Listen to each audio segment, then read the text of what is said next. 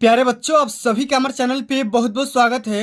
दोस्तों, आज के इस वीडियो के माध्यम से क्लास 10th के बच्चों के लिए गृह विज्ञान का एक प्रीवियस ईयर का प्री बोर्ड पेपर लेकर के आ चुके हैं, जो कि 2024 बोर्ड परीक्षा के पॉइंट ऑफ व्यू से बहुत ज़्यादा हेल्पफुल होने वाला है। दोस्तों, जितने विद्यार्थी क्लास 10th में हैं और 2024 बोर्ड परीक्षा की तैयारी कर रहे हैं या 2024 बोर्ड परीक्षा में गृह विज्ञान का पेपर देने वाले हैं, उनके लिए ये वीडियो बहुत ही खास होने वाली है। क्योंकि दोस्तों, इस वीडियो के माध्यम से मैं आप सभी के लिए इस पूरे पेपर का A to Z solution provide करने वाला हूं।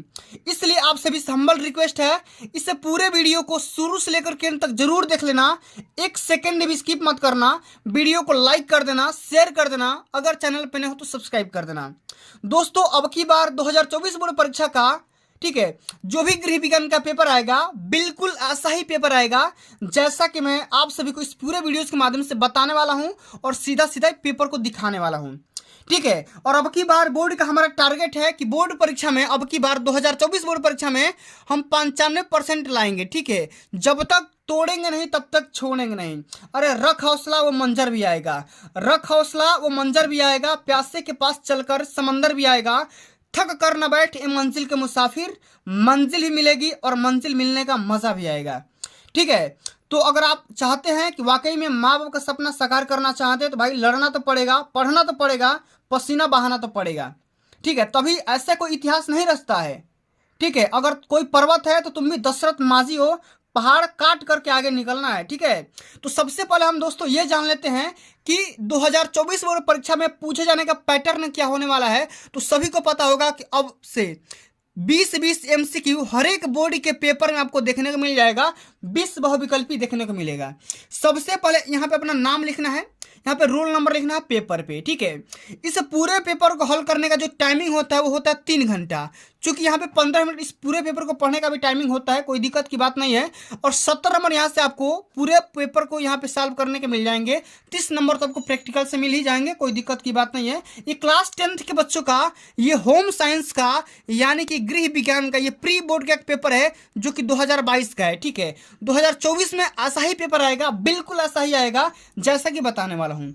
सीधा यहाँ पे नोट लिखा गया है दोस्तों, समझिएगा कि सभी प्रश्न करना अनिवार्य है, जरूरी है, एक भी प्रश्न को छोड़ना नहीं है। और जितना बहुविकल्पी प्रश्न है उनके सामने एक एक अंक दिया गया है। ठीक है, तो ध्यान से समझिएगा। यहाँ पे जो पहला क्वेश्चन पूछा गया बच्चा कि पारिवारिक बजट का मुख्य मद क्या होगा या मुख्य बजट क्या है। पारिवारिक बजट का मुख्य बजट क्या होगा ये आपको बताना है। भोजन, दुकान, मनोरंजन या फर्नीचर। तो पारिवारिक बजट का जो मुख्य मद होता है, मुख्य बजट होता है, वो होता है भोजन। क्या होता है? भोजन होता है। यहाँ पे ऑप्शन नंबर पहला बिल्कुल राइट आंसर होगा। कई बार ये क्वेश्चन बोर्ड के पेपर में आ चुका है। ठीक है, इसलिए जितने विद्यार्थी 2024 बोर्ड परीक्षा के लिए टारगेट कर रहे हैं वो इस वीडियो को शुरू से लेकर के अंत तक जरूर देखेंगे। ठीक है, स्किप मत करना, छोड़ के मत जाना, वरना पछताओगे। ठीक है, चलो अगला हमारा क्वेश्चन पूछा गया है कि विटामिन सी का उत्तम स्रोत। उत्तम स्रोत मतलब विटामिन सी से हमें क्या क्या चीज, मतलब कहाँ से मिलता है। स्रोत मतलब सोर्स। विटामिन सी हमें कौन कौन सा चीज देता है, ठीक है, ये बताना है। दाल से मिलता है कि दूध से मिलता है कि आंवला से मिलता है कि गाजर से मिलता है। तो विटामिन सी का जो सबसे अच्छा स्रोत माना जाता है दोस्तों, वो माना जाता है आंवला। क्या माना जाता है? आंवला। आंवला बोलो या खट्टा पदार्थ बोलो। ठीक है, तो विटामिन सी जो होता है वो खट्टे पदार्थों में पाया जाता है, इसलिए आंवला सभी को पता होगा कि खट्टा होता है और खट्टे पदार्थों में हमारा क्या मिलता है? Vitamin C. एक बात मेरे को ये कमेंट बॉक्स में छाप करके बताओ कि विटामिन सी की कमी से कौन सा रोग हो जाता है। ठीक है, कमेंट में छाप करके जरूर बताना। चलो आगे बढ़ते हैं। अगला हमारा क्वेश्चन पूछा गया है कि ध्वनि प्रदूषण का कारण है साइकिल, लाउड स्पीकर, रिक्शा या इनमें से सभी। तो ध्वनि प्रदूषण, नॉइज पॉल्यूशन का जो सबसे मेन रीजन होता है दोस्तों, वो हो जाएगा यहाँ पे लाउड स्पीकर। क्योंकि साइकिल से भाई तो हमें कोई आवाज़ नहीं आती है, ना रिक्शा कोई आवाज़ करता है, हमें कौन सा आवाज़ करेगा? Loud speaker. जो आपका स्पीकर होता है वही ध्वनि प्रदूषण का कारण होता है, काज होता है। ठीक है, जितना क्वेश्चन बता रहा हूँ सभी को तैयार कर लो, यही सब सारे क्वेश्चन बोर्ड के पेपर में आने वाले हैं। ठीक है, चलो अगला हमारा क्वेश्चन पूछा गया बच्चा कि बीसीजी का इंजेक्शन या बीसीजी का जो टीका लगता है किस रोग के बचाव के लिए लगाया जाता है, ये आपको बताना है। बीसीजी का जो इंजेक्शन लगता है किस रोग के बचाव के लिए लगता है? टिटनेस, डिप्थीरिया या हैजा या तपेदिक। तपेदिक को हम टीबी भी बोलते हैं। क्या बोलते हैं? टीबी। ठीक है, तो यहाँ पे बीसीजी का जो इंजेक्शन लगता है वो टीबी के लिए ही लगता है, तपेदिक के रोगी के बचाव के लिए लगाया जाता है। इस बात को ध्यान में रखिएगा। ठीक है, अगला हमारा क्वेश्चन पूछा गया है कि भोजन पकाने की कौन सी विधि पौष्टिक तत्वों को सुरक्षित रखती है? भाप द्वारा पकाना, तलना या भूनना या उबालना? बताओ। भोजन पकाने की जो सबसे अच्छी जो विधि मानी जाती है वो मानी जाती है भाप के द्वारा पकाना। ठीक है, स्टीम के माध्यम से भाप के द्वारा पकाना। इसमें जो भी पौष्टिक तत्व होते हैं वो सेफ हो जाते हैं, सुरक्षित हो जाते हैं। ठीक है, इतना। चलो अगला हमारा जो क्वेश्चन पूछा गया बच्चा कि यदि 1 दर्जन केले का मूल्य 60 रुपया है, कितना? 1 दर्जन केले का मूल्य कितना है? 60 रुपया है। तो आपको एक केला का मूल्य बताना है, एक केला का मूल्य। अच्छा, आप सभी को पता होगा कि 1 दर्जन में 12 वस्तुएं होती है, तो 12 वस्तुओं का जो मूल्य है दोस्तों यहाँ पे 60 दिया गया है। तो एक अगर का निकालना है तो 12 से डिवाइड कर दो, 12 5 60 आ जाएगा। यानी एक वस्तु का जो मूल्य आएगा दोस्तों, एक जो केला का जो मूल्य आएगा वो कितना हो जाएगा? 5 रुपया हो जाएगा। पहला ऑप्शन यहाँ पे बिल्कुल राइट आंसर हो जाएगा। ठीक है, चलो अगला हमारा क्वेश्चन दिया गया है कि विटामिन सी की कमी से कौन सा रोग होता है? मैंने बोला था ना, कमेंट करके बताओ।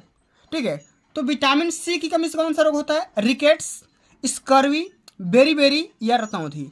तो विटामिन सी की कमी से रोग होता है स्कर्वी। क्या हो जाता है? स्कर्वी हो जाएगा। यहाँ पे सेकेंड ऑप्शन बिल्कुल राइट आंसर होगा।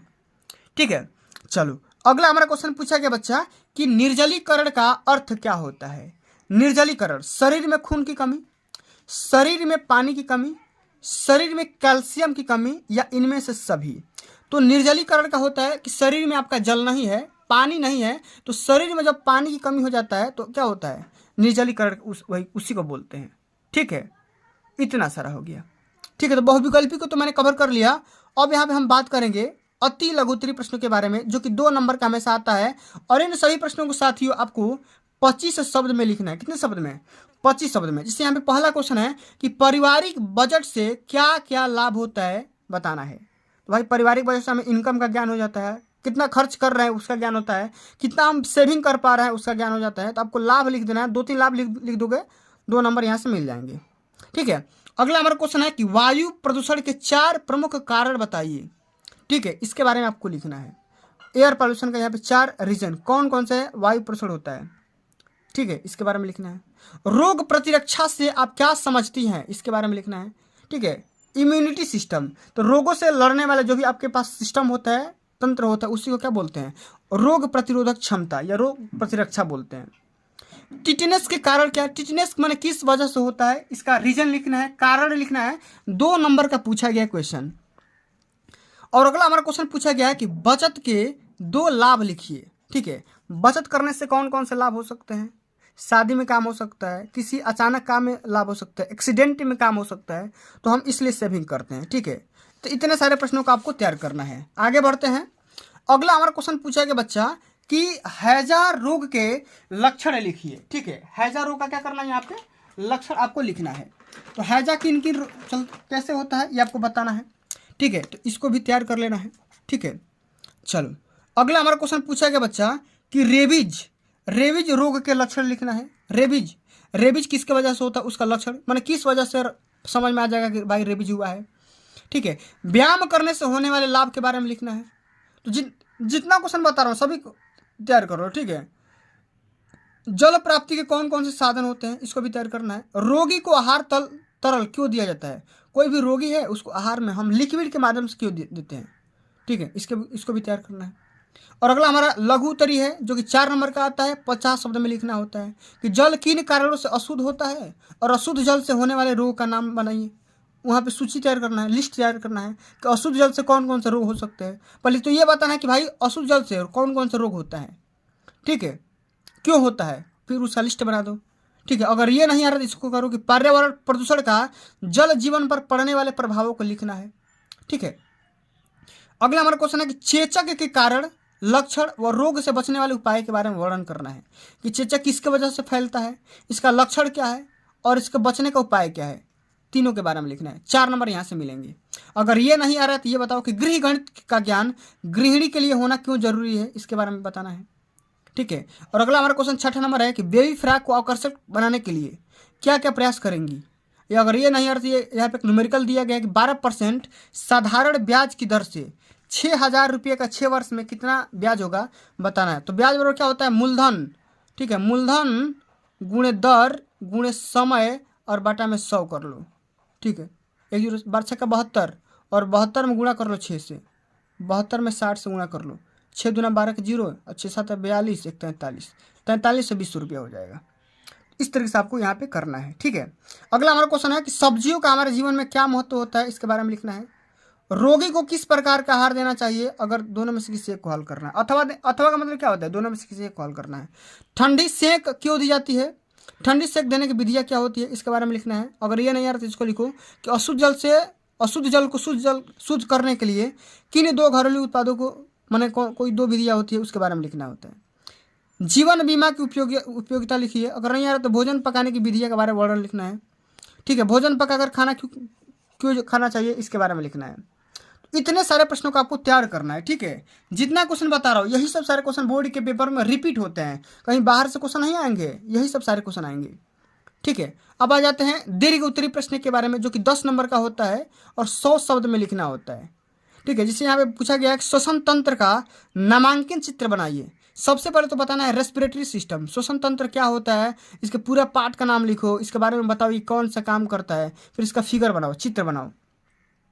अगर ये नहीं कर रहे हो तो ये बताओ कि डेंगू रोग के कारण, लक्षण और उनसे बचने का उपाय लिखिए। 100 शब्द में लिखना है, 10 नंबर यहाँ से पक्का मिल जाएंगे। एक विद्यालय में कुल छात्र छात्रा की संख्या 1500 है, यदि छात्रों की संख्या 900 है तो छात्राओं की संख्या निकालिए।